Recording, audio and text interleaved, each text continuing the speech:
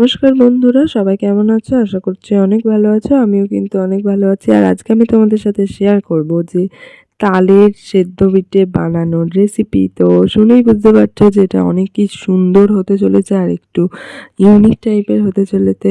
তো বছরের প্রথম তাল তো সবাইদেরই নিশ্চয়ই গাছের পড়া শুরু হয়ে গেছে।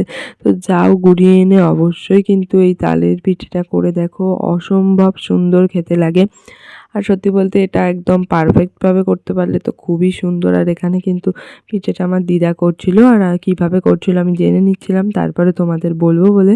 আর এখানে চাল গুঁড়ি ছিল, চাল গুঁড়িতে কিন্তু তাল দিয়েছিল, আর তালটা প্রচুর গরম ছিল, কড়াই করে সবে ফুটিয়ে এনেছিল।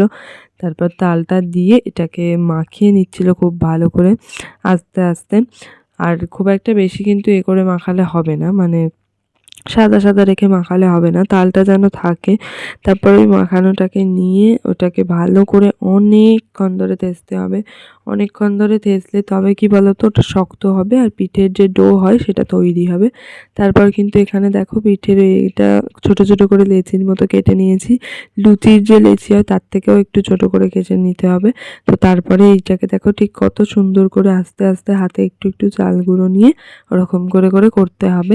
কারো না হলে হাতে চাল গুঁড়ি না নিলে পিঠে ফেটে যাবে, আর তারপরে পিঠেটা হাতে লেগে যাবে। তো এরকম করে গোল গোল করে গর্ত গর্ত বাটির মতো করতে হবে। আর প্রথমে ধারগুলো চেপে চেপে নিতে হবে, তারপর মাঝখানটা নিতে হবে, না হলে কিন্তু এটা সেই এমন ফেটে যাবে আর সুন্দর পিঠে হবে না। যত পাতলা খোল হবে তত ভালো কিন্তু পিঠে হবে, আর যদি পাতলা খোল না হয় তাহলে কিন্তু পিঠে মোটা হবে আর তখন খেতে তো একদমই ভালো লাগবে না, বারবার বলছি। আর তারপরেই কিন্তু এর ভিতরে এই যে নারকেলের পুরটা দিয়েছে, আর নারকেলটাকে কিন্তু গুড় দিয়ে কড়াই নেড়ে নিয়েছে। তারপরে এগুলোকে এরকম করে অনেকগুলো পিঠে কিন্তু করা হয়েও গিয়েছে দেখো।